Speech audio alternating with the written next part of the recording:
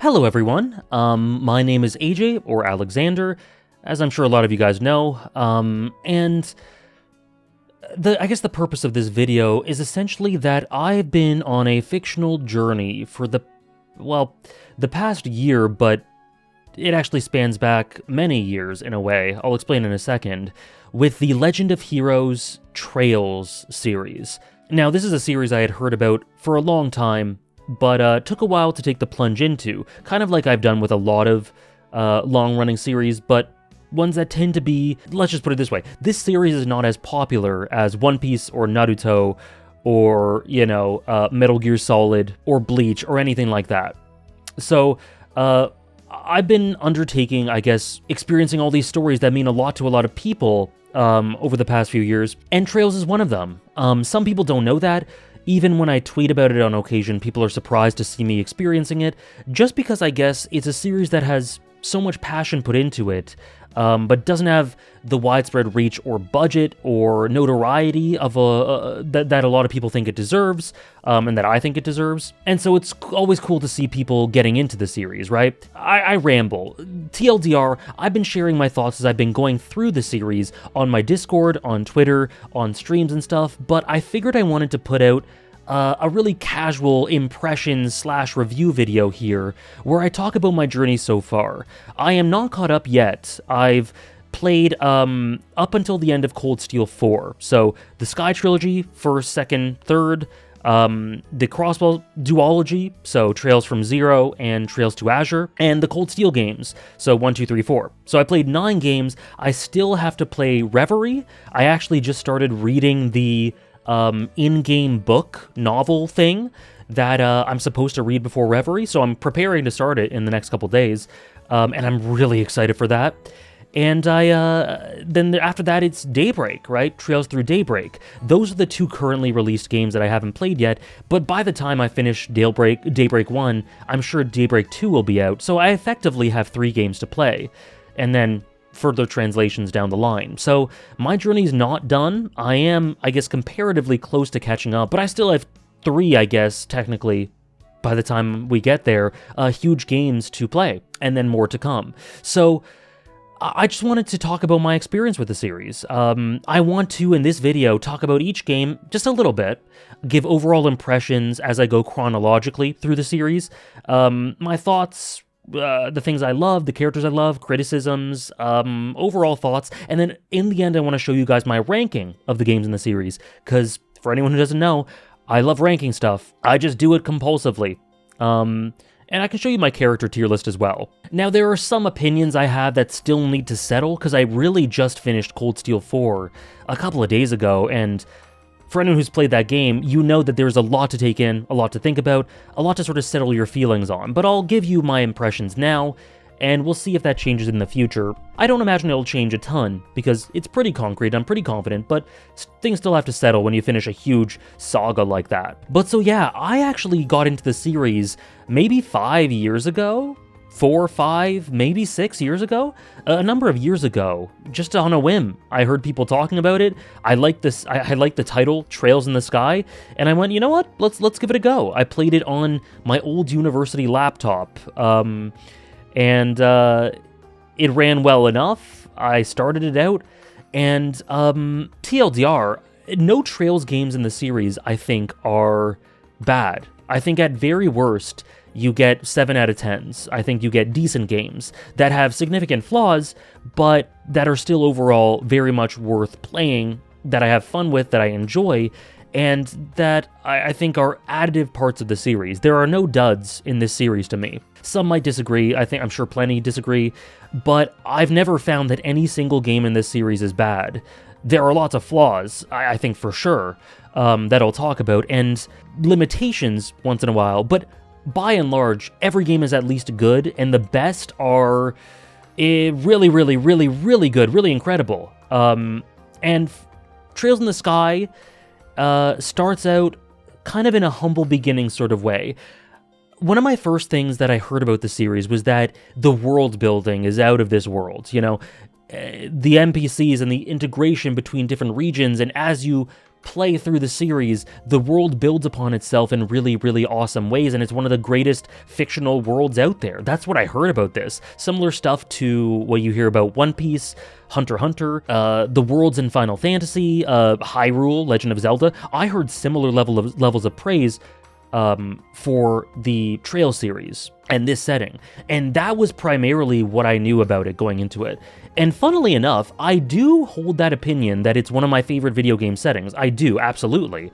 But it didn't get that way until a bit later into the series. To be honest, the whole Liberal arc, the setting never really captured me all that much. It never really stuck with me. I would talk with the NPCs, I'd explore things, I'd look into the lore, but it never really hooked me. It all felt a little bit dry, and I don't know if anyone can relate with that, but personally, I just found it curious that people would tout the importance of the beauty and engagement to do with the worlds in this series, and for me, Liberal, it had some interesting elements to it, but all in all, I can't say I had much fun exploring the towns, talking to the NPCs. There just was missing a little bit of spice and flavor and richness and engagement to really make me want to explore it more. So yeah, I thought the setting was decent in the Liberal arc in the first 3 games, but I can't say that it was a highlight. For me, the highlight, and the thing that kept me going throughout first chapter, was Joshua and Estelle and Cassius. The relationship immediately established. Estelle is a joy. She's gotta be one of my favorite video game protagonists. I love her. She's one of the best characters in the series. And her relationship with Joshua, the song, the humble beginnings on that rainy night, and Cassius's role in it, and Joshua's, I guess, his relationship with learning to come out of his shell and express himself, and how Estelle is this sun to counteract his moon. Honestly, there were parts of this game that really didn't intrigue me much, that through the first half to 2/3 of it, I wasn't really that into it. But the core piece of it, the magic that kept me pushing through, was Estelle and Joshua and Cassius, but he's less of a factor, obviously, the Shanks of the Trail series. Those two and their relationship and everything to do with them just enraptured me. I loved them. I loved Estelle reflecting on her past and her mother, and Joshua's hints to his past and how he looks at Estelle and this relationship they have that is so lovely and beautiful, and how Cassius fit into that. That was everything to me. So in a game that otherwise didn't engage me all that much, don't get me wrong, I like some of the other characters. I really like Olivier, though some of the things they do with his humor is not quite good. I really like some of the flavor characters, such as Dorothy. I love Chloe. I think Chloe's awesome. Shera's cool. Agathe, Tita, etc. The supporting cast is good, and I like them. But honestly, I might have dropped the game if Estelle and Joshua were just good. Luckily, they're both magnificent and are the core heart and momentum to push you through the game, or to push me through the game, and that really helped me keep going when I was otherwise not as engaged. And it led to the final third or so, the final act, which was really, really engaging, really fun. Wiseman and his plot and everything to do with that, and how it coalesces with that incredible cliffhanger with Joshua. That is how you hook someone into your series. And then from then on, I was in. I was invested, and I'm like, yeah, like 10 plus games of this, I'm down. As long as it keeps up the quality and builds upon the foundations laid, I'm down. So that leads us into second chapter.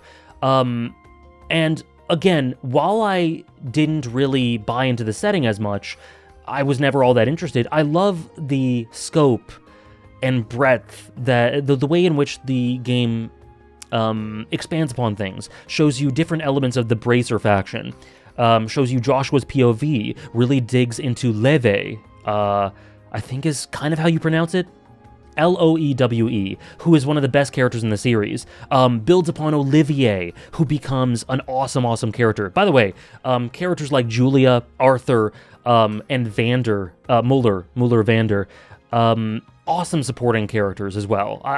That element of the cast is really awesome, and I think they came more into the fore, or I started appreciating them more properly once you get to second chapter. Obviously not all of them, some are more relevant in first chapter, you get what I mean.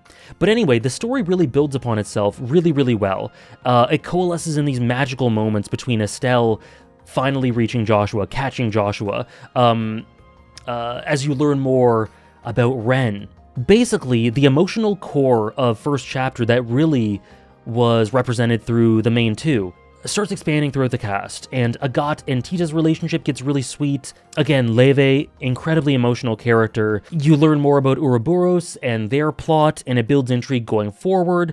And just all in all, I think it is an awesome sequel. It's sort of everything you look for in a sequel. I wouldn't say that it hit consistently as hard as some of my absolute favorite games of all time, or even as some games in the series. And I know some people have second chapter as like top 3, top 1 even in the series. It just isn't quite that level for me, but it really is a great sequel that hooked me in further, invested me in the characters further, the expansion of Kevin a little bit, the foundations laid for him. And yeah, I think second chapter is great. I think it's really good, a huge step up on first chapter, and I think of it very fondly. I think it's awesome. But then we get into the third, Trails in the Sky the third. And honestly, you'll see my list of favorite games after. I'll spoil you a little bit and say this isn't my number one, but the more I think of it, the closer it gets to it. It's just that my number one, it's my number two. My number one, I just think of that more, and I appreciate it more and more over time, but the design and the boldness and the creativity with which Sky the Third is approached with is so goddamn awesome. Kevin, to this day, is arguably my favorite character in the series, rivaled only by another character we'll discuss later. And coming to understand him through the perspective of Reese, who is another one of my favorite characters. Her and Kevin, their relationship is one of the best in the series, and I adore her. I adore them just like from an aesthetic perspective in terms of the shallow interactions, just the fun interactions. They're tons of fun to see them interact with one another and bounce off of one another, and you see their history and familiarity through their interactions. But then the way she starts peeling things back through seeing how Kevin interacts with the other characters through this game, and it is really laid bare that he is masquerading his elements of self-hatred and blame for his weakness, for Rufina's death, and how he's taken on this duty upon himself, this lonely path, and how he keeps everyone at an arm's length due to that duty, due to fear of maybe hurting others again. He's just an incredibly powerful, layered protagonist, executed in a way that's so striking to me. And the way this game, through the gameplay structure and progression in this realm, the way it all reflects him, everything about Kevin is baked into the design here. And yeah, is it kind of clunky? Yeah. Are the doors kind of annoying and counterintuitive at times?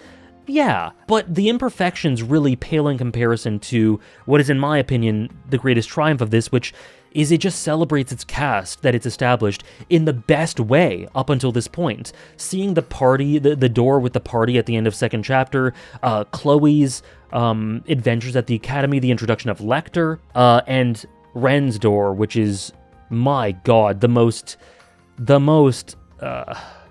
stunningly dark, beautifully told yet horrifying sequence in all of Trails, I think, so far. Just taking a peek at all these characters that we've come to know and love, and really celebrating them and seeing where they've been, where they're at now, as they come together stuck in this realm and try to get out of it. And then this wonderful goodbye to all of them as they all sort of one by one leave, and Joshua and Estelle begin their chase for Ren. And yeah, you just get more of a glimpse of these characters in a way that is, I think, really striking and powerful. You know, there's a great amount of variation. Sometimes it's very dark and emotional. Sometimes it's more slice of life. But either way, it always adds a bit more connection to these characters. And what I love is that, like I said, in the first two games, exploring the world was not as much of a draw for me as the main plot and the characters and the emotional sequences and payoffs. But in this game, you don't explore the world. It's this dungeon crawler that sort of beams you into these different parts of the world, but you don't explore it. There are these isolated segments, and I think that efficiency, the way it really zoomed in on really specific aspects of the world and really specific instances, helped me to appreciate this world more, ironically, and appreciate the characters more. And I just love the design.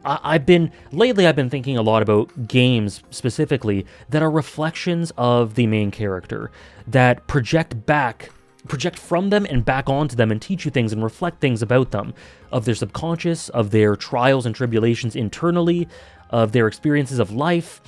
I think of Like a Dragon Gaiden. I think of Like a Dragon Infinite Wealth, Yakuza 6. God of War Valhalla is a great example of this as well. Sky the Third is right up there, and these sequences, the sequences of dialogue between Reese and Kevin, the goodbye at the end, Rufina, amazing character, the bits of backstory we get of Kevin leading up to understanding why he is the way he is, and his trauma associated with Rufina, and how she is this sort of guardian spirit, this loving guardian spirit, to counteract his self-hatred in sentiment. It's just special, man. It's just special. Is it perfect? No. But that final dungeon crawl, that final dungeon leading into the final boss and the conclusion of everything, and Kevin taking this new title and this new lease on life, and man, I love it. I just love it. Kevin, I just adore him beyond words. His dynamic with Reese, Rufina and how she applies to it, and how they're complemented by all the characters we've come to know and love around them. And, you know, we haven't seen Kevin in the series from that point on. Well, no, we have. We've seen glimpses of him in the Crossbell duology. But it really feels like we haven't. Him and Reese. We've seen them. But it's just been so minimalistic, and in Cold Steel it's very few and far between, and I miss them so much. So I want them to be back in the series, but we got a glimpse of them in the Cold Steel 4 credits. We see them in the background, and I lost my shit. Anyway, Sky the Third, one of my favorite in the series, and one of my favorite games of all time. I adore it. It's so much fun, and the story is the most intimate it's ever been up until the end of Cold Steel 4. We'll see if that continues. And while there are things that could be polished, things that could be a bit better, its strengths are just magnificent. And I really hope that they kind of revisit some of the things that made it so magical. I know it's a very divisive game, but for those for whom it hits. And for me, it hits. So I hope they weren't scared off by some of the volatility in the fan reception to it, because I think it's beautiful, and I hope they aren't afraid to, I don't want every game to be like this, because the novelty is awesome. The way it's unique is awesome, and it would lose that if it was like that every game. But I do hope they revisit some of the structural things with this game in the future. Then we start what is probably my favorite arc in Trails, the Crossbell Saga. Trails from Zero. Awesome game. I've always said in the past that, and in streams, that slow is not a descriptor of quality, it's just a descriptor of pace. I mean, that seems like common sense, but people always seem to say, this game's slow, meaning it's bad. But slow is just a descriptor of the pacing, of how quick events happen, and slow can be just as good as fast, or better than fast. It all just depends on the execution. And I love slow games. I love slow burn games, especially slow starts to games. Some of my favorite games have amazing slow starts. My favorite of all time, I think, is the beginning to The Legend of Zelda Twilight Princess. That is the perfect slow start, and it is slow. It's slow as hell. And some people hate that. I love it. I love it. Slow is a descriptor of pacing, not quality. And slow can be great, and it is great in The Legend of Zelda Twilight Princess. Another example is Yakuza 5 for me. An amazing slow start. There are a couple of games in this series that I think are up there in terms of great slow starts to games. Trails from Zero, to me, is one of them. It starts off very gradually as we get into Lloyd's perspective, and have these really mundane tasks to complete in this, this kind of shoddy, old forgotten building for the SSS. But what I think it has in spades is heart, and it immediately adheres you to the setting and the characters. SSS, all four of them are awesome. Lloyd, Randy, Tio, and Ellie are all awesome characters with very fundamentally, deeply rooted reasons for them to be in the SSS, but they're all kind of a little bit unsure, lots of trauma especially in the case, actually with all of them. And what's clear to me is that all of them are stagnant in their life. They're kind of caught between two phases of their life, or two places. Ellie and her parents, right? Randy and his trauma associated with his past, and wondering if he has the self-value to move forward and open himself up and express himself in relationships, but also being scared of himself. Lloyd not being able to move on really past his brother's death, Guy's death, and constantly comparing himself to Guy. And Tio and her trauma and her battle with moving past that trauma to go forward into the future. All four of these characters are stagnant. They're kind of in between. And what's perfect about this is that is Crossbell. Crossbell is in between these two powers. Calvard, sorry if I'm mispronouncing, and Erebonia, these two powers that quarrel with each other, and it is this ground that is fought over. It is not here nor there. There are people within it who are on one side or another, who have alliances, but it as a whole is kind of lacking a bit of identity. Or it has the identity, but it can't express it. And it doesn't know how to go forward as an entity in this period of strife. And I think that's amazing, because the characters are just like Crossbell. They're reflected in Crossbell, and they all have to learn to move forward.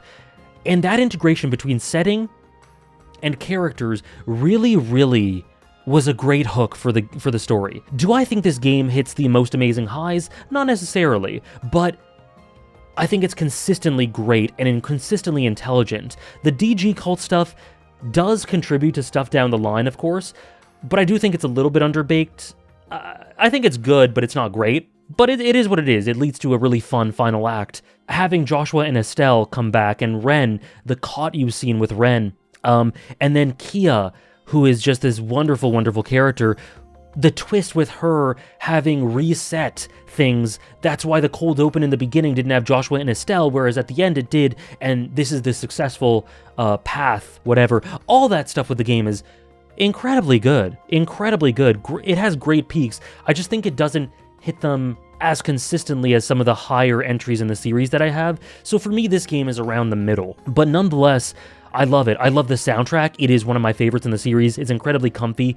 And this is where I've properly started loving this setting. Crossbell is just magical. It's just magical. The NPCs have a lot more life to them to me. They're a lot more intriguing. The way they interact with the world and interact with our main characters, it just feels a lot more intimate and personal to me. So Trails from Zero was awesome, and it led into Trails to Azure, which is, oh boy, magnificent. It's just this incredible thrill ride, start to finish, with some of the most brilliant character moments I've seen in the series, and some of which are in the pantheon of favorite video game moments. Lloyd and Guy. The conference is one of the best sequences in the whole series. The prison break, you know? All the revelations we get throughout. Adding Wazi and Noelle, who are both characters I love, to the party was a stroke of genius. More prominence for Risha, which is great. Sorry, I'm just looking at the side. I have some notes at the side. Dudley, I love Dudley and his little arc. You can just tell he always had a heart of gold, and it was just about getting there. Zeit's cool. Arios, I think, is an awesome, awesome character. And the thing that Trails to Azure does is, well, let me just actually back up for a second. More characters that I think are great. Sergey. I love Sergey. I love him. I think he's awesome. And Ilya's very cool. I like Cecile. And again, Kevin and Reese are in this game, which is great. Sully's cute. We get an introduction to Shirley and Sigmund, and further dive into all the characters, but specifically Randy with regards to this. Wald is great. Introduction to Aryan Road. More Olivier stuff, of course. And then we have, we get to see Mueller, Claudia. But then we have Dieter. And I think I might be the biggest fan of Dieter in the whole world. I think he's amazing. And I think that what he is a personification of the idea that, of exploitation. Because when you have a setting in the situation of Crossbell, where there is a power vacuum, there is opportunism everywhere, and it'll lead to people for whom just want to remove the ceiling above their head and be able to live freely, and it leads to them making drastic choices. And those drastic choices can lead to people manipulating others and exploiting others, and that is what Dieter does through his plot. But then at the same time, he is at the same time unaware of the full scale of what's going on, and so he's a great example of the people who exploit others and the exploited, because Mariabel uses him, Ouroboros uses him, and he ends up disgraced as he should be, but I think it's all born from just a powerlessness. And I love, like, he has this great speech about needing to turn the tides in Trails from Zero, I believe, of Crossbell, and that is the core of all his character, of where everything comes from.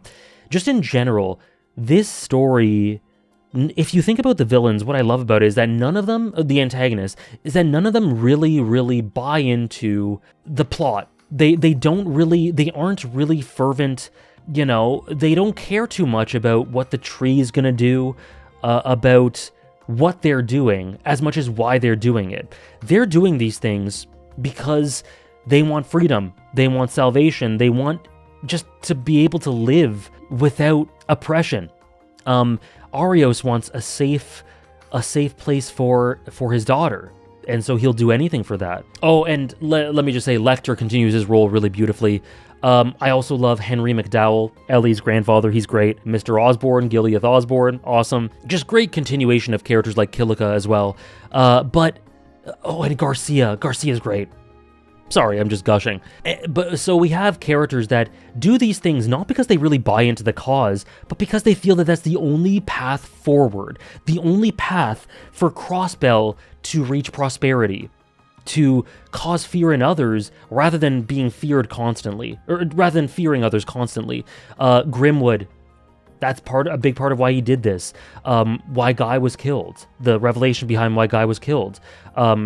Arios as well. These characters are not committed to this cause. You also have the Jaegers, who are just hired guns. They don't care about the cause. They're just following the money. So all these antagonists, none of them are spearheads or ideologues for the cause. They're just doing these things because they feel like they need to reach an answer and to reach freedom. And that's as great an example of how broken this setting is fundamentally than anything. This isn't what they want to do, but this is what they've learned is the only way forward. The only one who really believes in this is Mariabel, who is, I think, intentionally meant to be a lot less nuanced. But who counteracts all that? Lloyd. Lloyd is this incredible spirit who is able to hope and search for an answer and find possibility and idealism in the depths and biggest doldrums of the abyss, starting from ground zero, crossing all barriers. And he inspires just through a tiny bit of convincing, through a tiny shift in perspective. He inspires these antagonists to look at things differently. Maybe there is hope in this world. So yeah, I've seen people criticize people like Grimwood or Arios and their character directions, but to me it's incredibly organic, and it makes tons of sense that Grimwood especially would just believe Lloyd, would change his mind after Lloyd convinces him, and be easily convinced because, well, it's not easily convinced because only Lloyd could really do this, but because it's not that he wanted to oppose him. He wants to believe. So it's not hard at all for him he just needed the tiniest glimpse of a possibility. Anyways, I could gush about the thematics of this forever, and I love that the conclusion isn't that Crossbell is solved, that everything's fine, but it's that we have the hope to avert this crisis and continue searching for an answer to freedom. And the trials will continue to come after this, but the conclusion this leaves off on is amazing. I love it. I love it so much. I mentioned all the amazing set pieces, and God, Trails to Azure is absolutely a peak of the series. It's incredible. The music as well. Oh my God. And then we get into the Cold Steel saga, the Cold Steel arc.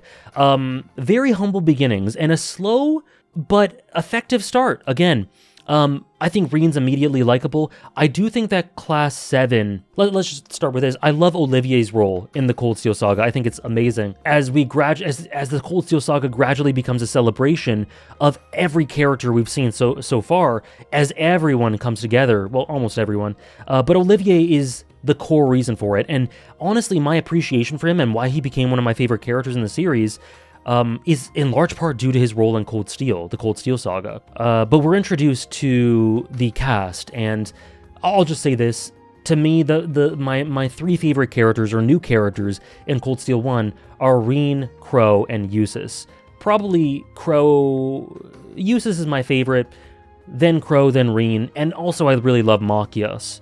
But it's definitely, I think, a bit of a flaw that there's so many characters. You know, I think when they're done well, they're done really well. Like, I also really like characters like Laura or Emma. I mentioned Machias and Eustace. Milliam I kind of found kind of annoying at first, but she really grows later in the series. But yeah, the thing is, a lot of the characters are kind of touched upon, and you get, you dive into their characterization, but I just found a lot of it wasn't that intriguing. Like, there are some characters that I like, but I just never really cared all that much, enough to really invest in them. Like, Alyssa, her introduction to the series is really cringy. It's that classic, I fell on you and I'm gonna slap you anime trope with Reen. It's really, I don't like it much. And from that point, I found it hard to buy into her character. I do like her. There's a lot more to her. It's just not all that interesting to me. Similarly, Elliot just never interested in me all that much. Same with Gaius. I do really like Fee as well, though. Her relationship with the flowers was really good. I do like Sarah. But yeah, Class 7 can be really hit or miss, and that's a bit of a strength and a weakness of this game. But, Trails tends to start off with slow starts. And I do find that despite the hit or miss nature to the character work, I found it kind of a bit of a step up compared to first chapter. Do I think any character is immediately as good as Estelle or Joshua? No, but I think the character work and character interactions are done really well. Like, there's great dynamics. Machias and Eustace is one of my favorite, and it's done really well. It's established really well. The things they do for Crow and Reen and Eustace, it's funny. All the romances with Reen throughout the series, to me, none of them are natural. Like, literally none of them, I don't think, are natural. But to me, he has 3 great romances with other guys in the series, but none of them are romance options. He has great chemistry with Crow, Eustace, and later Randy, to me. Anyway, but yeah, Cold Steel 1 is good. I liked it a lot. It's very comfy, it's very cozy, it's got a great atmosphere and vibe. I love the music, and I like exploring this setting. It's a very, the school setting, Thor's, it's such a comfy little small town feel. I just loved, as opposed to in Liberal, where I never explored much, or I did explore, but then I was just kind of bored by it. Here, it's just so full of life and vibes and atmosphere and comfiness. I explored whenever I could. I talked to NPCs everywhere. I went throughout the cities, the towns. I went throughout the school. I visited all the shops. I got all the NPC dialogue. It was a joy to explore Cold Steel 1. And the conclusion is a hell of a hook. My God, all the stuff to do with Crow. Great stuff. Amazing stuff. Now, I don't think this game... I think this game is just consistently a vibe, and it's never boring. I know some find it boring. I never did. I think it's overall a stronger game than first chapter, but it just doesn't really peak super high to me. And the aesthetics are a bit rough. Like, I really like the way that Cold Steel 3 and on looks, 3 and 4 looks, despite those being dated engines as well. I think it looks really great. But Cold Steel 1 and 2 did look a bit rough, and altogether it just leads to a package that is good, but doesn't peak super high. So yeah, those are my thoughts on Cold Steel 1. Cold Steel 2 is really interesting because I feel very similarly to Cold Steel 1. I have lots of trouble deciding which I like better, but the sort of strengths that Cold Steel 1 has, I think, are kind of opposite to what Cold Steel 2 has. I think the slow pacing of Cold Steel 1 was really good. I think they prioritize stuff really well. I think the gradual discovering of the world is great. Whereas in Cold Steel 2, I think the pacing can be a bit off at times, but similarly, I really love being in a mirror. The vibes of a mirror are fantastic as you go around and get the Class 7 back together. The thing with that is it became a bit formulaic, and it's not like Cold Steel 1 wasn't formulaic, but it became a bit more monotonous in this section in Cold Steel 2 than it did for me in Cold Steel 1. But the music, the new tracks were great. I think Reen progressed as a character, and I liked him more, and it all culminates with some incredible establishment for characters that would be important down the line. McBurn, for example, Celine, more stuff for Toa, Alphine, Victor, introductions to Altina. I haven't mentioned Duvali up till this point. I really like her. she just makes me happy, man. She's cute. She's adorable. More stuff for Rufus and Lecter as the Ironbloods sort of more about their plot comes into prominence and you learn more about these characters. It's a great expansion of lots of the characters, and it makes the cast stronger overall. With the highlights that I mentioned, though, taking the forefront. Again, Reen, Crow, Eustace are the stars. Machias, to a lesser extent. Osborne, oh my gosh, the aura this man has, how he's cloaked in mystery throughout. I think Rufus starts to become really good. And the conclusion for Cedric, which ended up being the foundation for his character work in 3 and 4, it's all good stuff. It pays off a lot of stuff while also laying foundations for later things. And I like that. I love Amir as well, but the pacing is a little bit uneven. It gets a little bit monotonous at points, but it peaks. I think it peaks higher than Cold Steel 1 while also having lower lows. And let me talk about the conclusion, because the conclusion gave us some of the most incredible revelations. Reen is Osborne's son, what the hell? Crow's death, right? It goes out with a bang, with an absolute bang. And I was just in shock. This was one of the most stunning sequences at the end of a Trails game that I've seen up till that point. And then it goes into the amazing bit in the Geofront with Lloyd and Risha. And it's like, holy shit, this is incredible. I miss Lloyd so much. And then you fight Reen, and that so beautifully nails home through the ambiguity and mystery of what happened after the Osborne revelation. What is he doing? Is he just a tool for the Empire? What's going on here?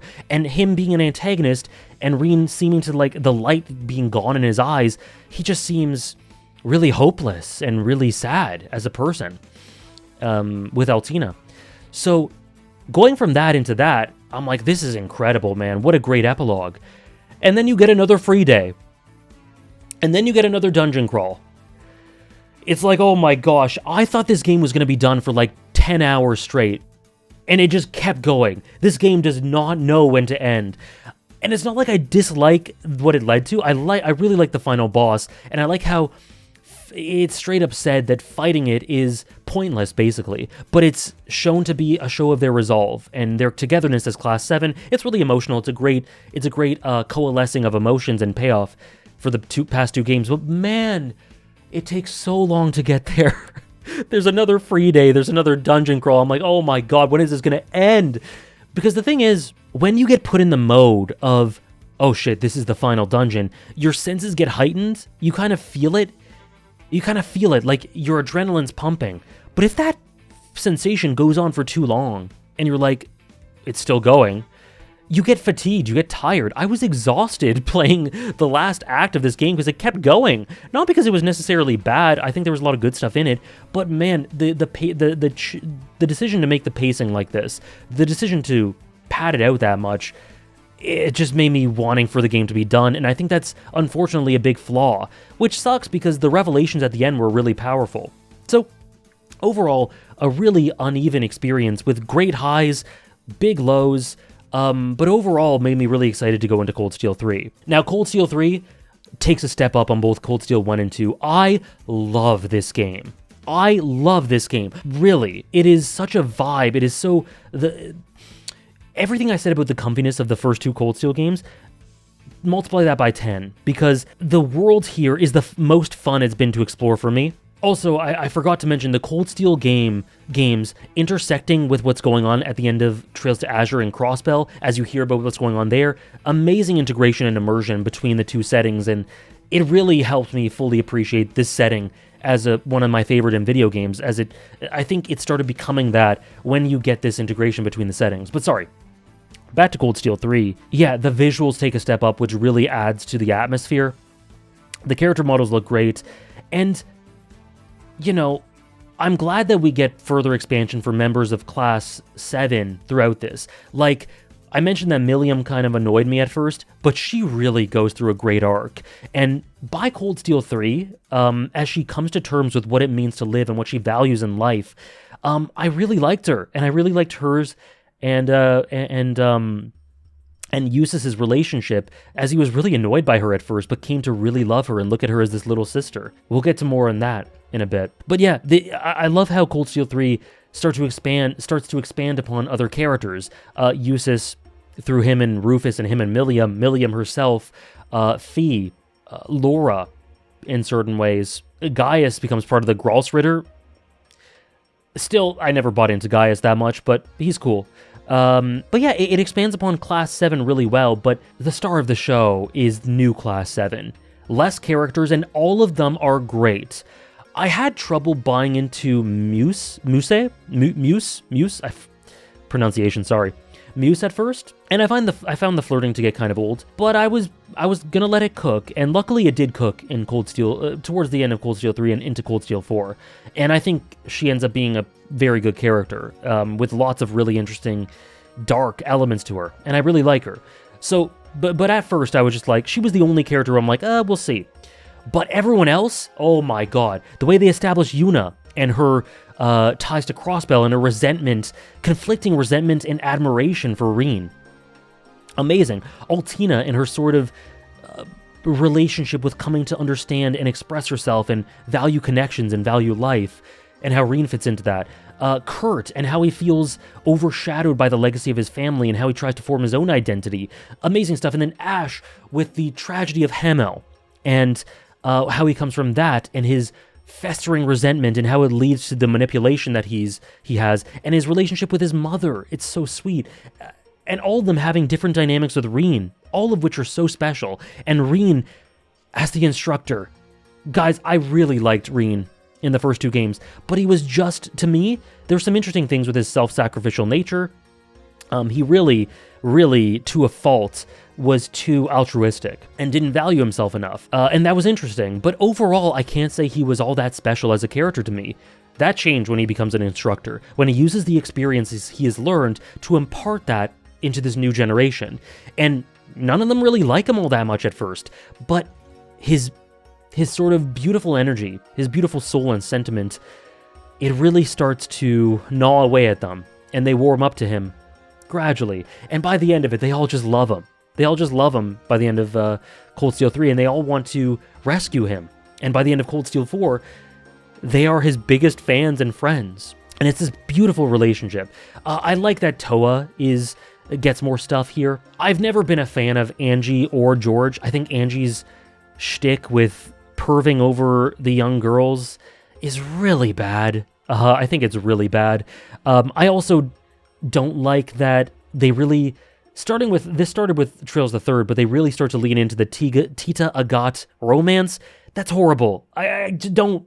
It's already kind of ruined a really sweet relationship for me. And I like that Agat doesn't really buy into it, but the game seemed to be heading in that direction. I don't know. I don't like it. I don't want it. That's not good. Agat met her when he was in his mid-20s and she was 12, man. Make them brother-sister. I don't like it. But, so Angie and that element to Tita Agat is kind of flawed, and George has never hit for me as a character. I've never really bought into him. I never found him intriguing, even when he twists and has the twist in Cold Steel 4, or maybe that was Cold Steel 3. Yeah, I think that was Cold Steel 3. I just don't care much about him, but I really like Toa, and Crow is awesome. Crow is one of the best. So I guess 2 out of 4 is not the worst in that group. So I guess those are the tiny flaws I'd attribute to Cold Steel 3, but like, this is the other game I meant, I was talking about when I was talking about Trails to Zero, or Trails from Zero, when I was talking about great slow starts to games. This game is paced very slowly for the most part.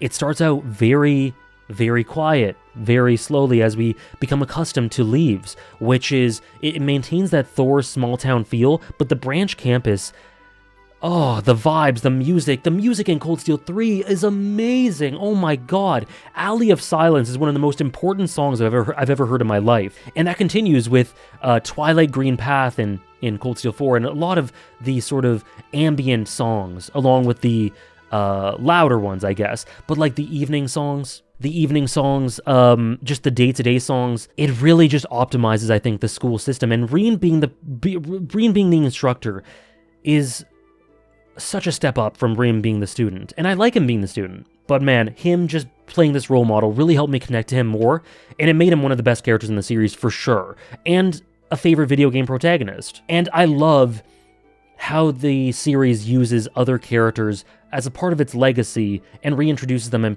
at points in moderation. It doesn't drop everyone all at once, but in places where it makes sense for characters you'd love to see again, they do that. And they do it with Tita and Agatha, and it was great to see them. Despite not liking when the game hints at that element of their relationship, I thought it was so great to see Tita and Agatha again, and I really liked Tita in this student role. I found myself liking her even more, and her getting elevated. We also get Instructor Gwyn. I really like her a lot.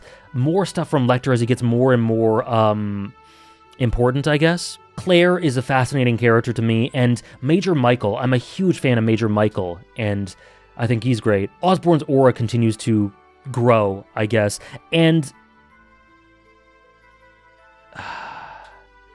Randy's in this game as an instructor, and I wasn't expecting this at all, but he's one of the best characters in the Crossbell games, arguably the best. He's right up there. He's right up there with Lloyd to me. But him in this role, for me, made me appreciate him even more, made me feel he was elevated even more. And he's a little less expressive in this newer environment, and it makes you really feel sorry for him as he misses Crossbell. He's barred off from Crossbell. It's incredibly cruel, as Lloyd and the others are also, likewise, hounded by the government, and I don't even know how to express this. I love Randy in this game. I love his and Reen's dynamic. I love their connection. I love him with the kids, and it's nice that him and Yuna have that connection from Crossbell, so they're not completely alone. But then what this game does as you start to connect with the Crossbell duology, Reen and Lloyd having one of the best dynamics in the series, despite their only meeting, and one of the best friendships in the series, despite their only meeting being fighting each other. But Lloyd could sense that Reen's heart wasn't in it. He was being used. He didn't intend to be like this.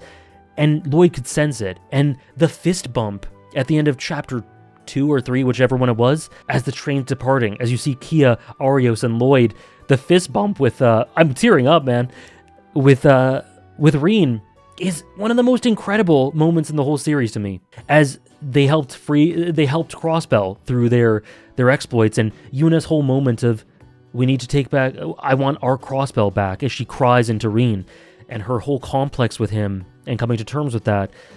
Oh, it's just so good. It's so good. And Reen's talks with all the support talks, the social links or whatever they're called, with all the students are so good. I would always go with a new Class 7 over Class 7, but I would look at all of them. I'd see all of them. I just make sure I prioritized new Class 7 as the canon ones in my playthrough. You explore all these places, some of which you've been to already, but it's always interesting, always rich.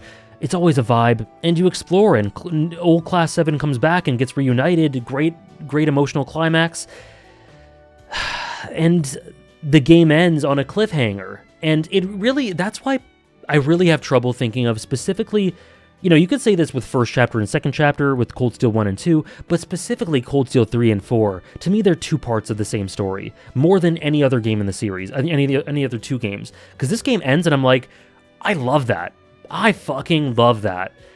But I don't know how my thoughts will settle, so I need to play the next one. But Cold Steel 3, that part of the story is so tight, and it knows what it is, and it's always engaging. It's, like I said, it's slow, but it's always engaging. I had so much fun just walking around the dormitory, the town at nighttime, during the day, throughout the school. I had so much fun. Cold Steel 3 is the most fun I've had just walking around and talking to people, and I love that. I love environmental immersion in games, and that's why it spoke to me so much. I love Cold Steel 3, and it has so few problems. Cold Steel 4 is so interesting because it's like the opposite. Cold Steel 4 has so many problems, and oh, sorry, I forgot to mention something really important, which is Milliam sacrificing at the end of Cold Steel 3, and Crow coming back as Siegfried and Azure Siegfried, and gaining sentience, and then Reen being a sacrifice, and then the introduction of the whole sacrifice plot, Osborn's plot. All that really good stuff at the end of Cold Steel 3 into Cold Steel 4.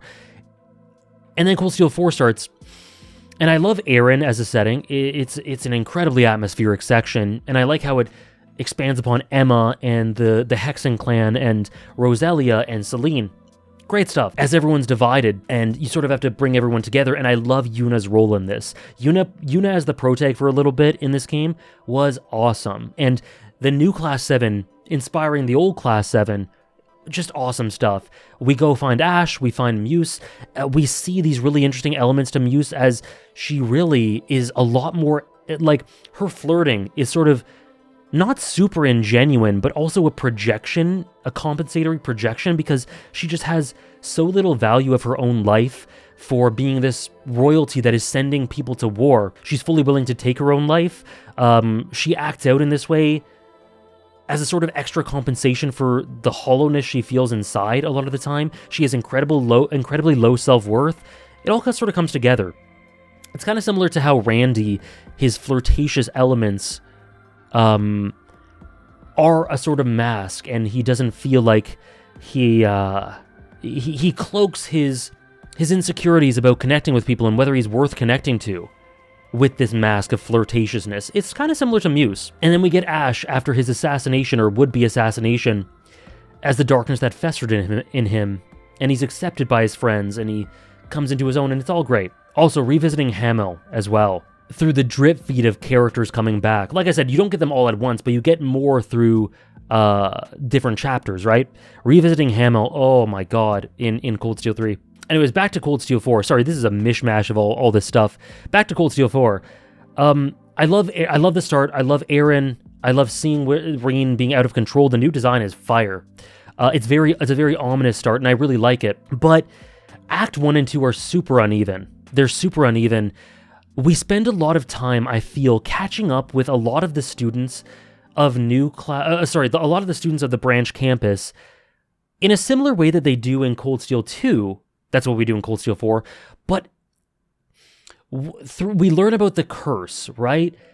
And we learn about how all these regions throughout are dealing with it and progressing. And we learn that as we discover some of these students that are way less important than old Class 7 comparatively to Cold Steel 2. Way less important than new Class 7. These are characters that are cool, and I like talking to them. But it's like, I don't know, it felt really padding-esque. It felt kind of redundant because you go throughout all these areas and it's quite slow and not in a good way. Because you talk to these students and it's good to see them again in these new areas, but they just tell you stuff that you would have been able to know on your own. Like, conscription's happening, nationalistic fever is spreading throughout the land, some people are resisting, but ultimately it's inevitable. Like, it's a lot of that sort of thing, which can be communicated much more efficiently. So it just led to me feeling like it was really padded out, really thin, narrative-wise. I really like the point of view of Yuna and Class 7, new Class 7 and Class 7 and everything, but it's really, the pacing really suffers. It really gets kind of thin, padded out, redundant, and a little bit dull. Once you get Reen back, though, that stuff is amazing. And then later on, Reen finally meets Lloyd for the first time in one of the best scenes in the whole series. So this is a game of lots of highs and lots of lows, like series-defining highs, legendary highs and moments. We get Reen back, and then everyone comes back, Liberal and the SSS, and then we see that Olivier survived, and Toval survived, and Victor survived, and the rivalries and everything, and Crow's back, and everyone's together, and it's this incredible payoff that could only really happen in a long-running series like this. It's very self-referential, and it plays to its own legacy, and that stuff's great. But I can't ignore the pacing problems earlier on, and there's, again, some monotonous structure that did wear on me a little bit. But the highs are so goddamn high. It's incredible. The final act is amazing. The music throughout, but especially in the final act, as everyone goes to their own respective plans, I guess. Randy's with the SSS again, and it's so great to see them together. Liberal and Estelle, Joshua, Ren, all grown up with Agat and Tita. Class 7 tackles everything head on. With all the rivalries, you get great stuff. I didn't mention him much before, but Cedric, I think, is an awesome character. The foundation of this need to be strong and be recognized, established through the weakness that he feels he shows through being kidnapped at the end of Cold Steel 2. Lecter is awesome. Claire is awesome. Rufus is great. Osborne is one of the best video game antagonists I've ever seen, and his plan comes to fruition as you see that he did all this in a very flawed way.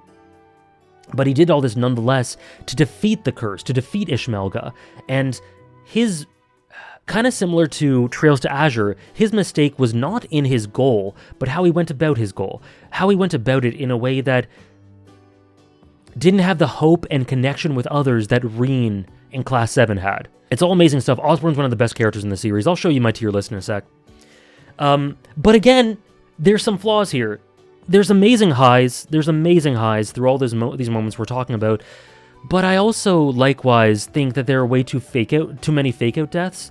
Honestly, the ending before the true ending, where Reen, Crow, and Milliam just sacrifice themselves for the sake of everyone, I kind of like elements of that better than the true ending. Elements of it, not all of it. Because in the true ending, the final boss fight with everyone together, oh my god, that shit is cinema. But the fake out deaths were a bit much for me.